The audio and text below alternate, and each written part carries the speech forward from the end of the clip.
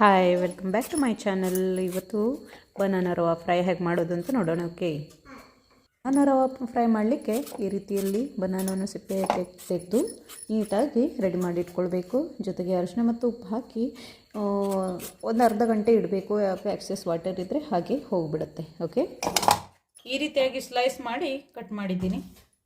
2 banana ಅಷ್ಟೇ ತೊಗೊಂಡಿದ್ದು ನಾನು, ಬಿಗ್ ಸೈಜ್ ಇದ್ದು ಇವು. ಕ್ರಿಸ್ಪಿ ಬೇಕು ಅಂತ ಹೇಳಿದರೆ ಸ್ವಲ್ಪ ಥಿಕ್ನೆಸ್ ತೊಗೊಳ್ಳಿ, ಇಲ್ಲ ಅಂತ ಹೇಳಿದರೆ ಇದು ತುಂಬ ಟೇಸ್ಟಿಯಾಗಿರುತ್ತೆ. ಇದಕ್ಕೆ ಸ್ವಲ್ಪ ಉಪ್ಪು ಹಾಕ್ತಾಯಿದ್ದೀನಿ. ಉಪ್ಪು ಸ್ವಲ್ಪ ಅರಿಶಿನ ಹುಡಿಯನ್ನು ಹಾಕೋಬೇಕು.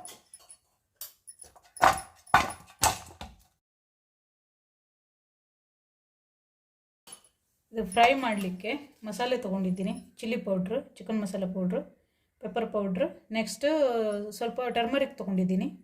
ಜೊತೆಗೆ ಗರಂ ಮಸಾಲ ಚಿಟಿಕೆ ತೊಗೊಂಡಿದ್ದೀನಿ. ಲೆಮನ್ ಜ್ಯೂಸನ್ನು ಆ್ಯಡ್ ಮಾಡ್ತಾ ಇದ್ದೀನಿ.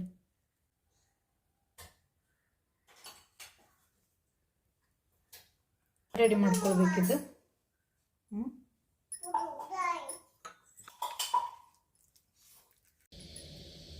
ಬನಾನಾ ಸ್ಲೈಸನ್ನು ಈ ರೀತಿ ಖಾರವನ್ನು ಕಡಿಮೆ ತಿನ್ನೋರಿಗೆ ಇಷ್ಟೇ ಸಾಕಾಗುತ್ತೆ. ಈ ರೀತಿ ಮಾಡಿ 2 ಸೈಡ್ ಹಾಕ್ಕೊಳ್ಳಿ. ನೆಕ್ಸ್ಟ್ ಈ ರವಾವನ್ನು ಈ ರೀತಿ ಕೋಟಿಂಗ್ ಮಾಡಿ.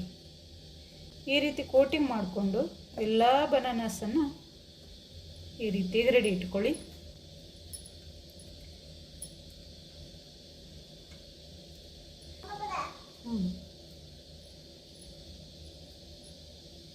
ಹೀಗೆ ಎಲ್ಲ ರೆಡಿ ಮಾಡ್ಕೊಳ್ಳಿ.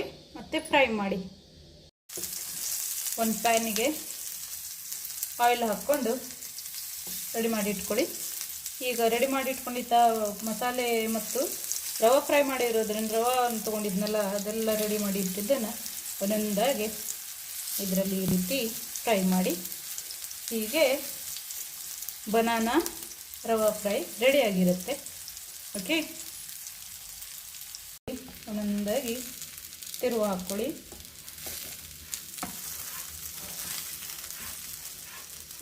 ಈ ರೀತಿಯಾಗಿ ಬನಾನಾ ರವಾ ಫ್ರೈ ರೆಡಿ ಆಗುತ್ತೆ. ತಿನ್ನಲಿಕ್ಕೆ ತುಂಬ ಟೇಸ್ಟಿಯಾಗಿರುತ್ತೆ. ಇದು ಫ್ರೈ ಮಾಡುವಾಗ ಲಿಡ್ ಕ್ಲೋಸ್ ಮಾಡಿರಿ, ಸ್ಮೂತ್ ಬೇಕಾದರೆ ಚೆನ್ನಾಗಿ ಬಂದಿರುತ್ತೆ. ಓಕೆ, ಯಾರಿಗೆಲ್ಲ ಇಷ್ಟ ಆಯಿತು ಒಂದು ಲೈಕ್, ಶೇರ್ ಆ್ಯಂಡ್ ಸಬ್ಸ್ಕ್ರೈಬ್.